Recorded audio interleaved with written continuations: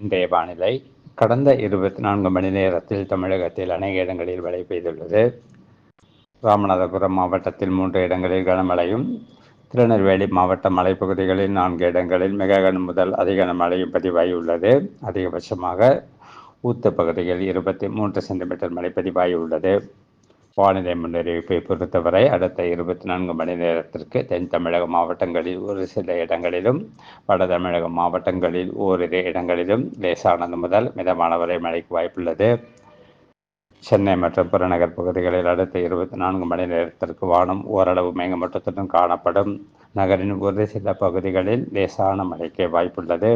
மீனவர்களுக்கான எச்சரிக்கையை பொறுத்தவரை அடுத்து வரும் 3 நாட்களுக்கு தென் தமிழக கடலோர பகுதிகள், மன்னார் வளைகுடா பகுதிகள் மற்றும் குமரி கடல் பகுதிகளிலும், தென்மேற்கு வங்கக்கடலின் தென்பகுதிகளிலும் சூறாவளி காற்று வீச வாய்ப்புள்ளதால் அடுத்து வரும் 3 நாட்களுக்கு மீனவர்கள் இப்பகுதிகளுக்கு செல்ல வேண்டாம் என்று அறிவுறுத்தப்படுகிறார்கள்.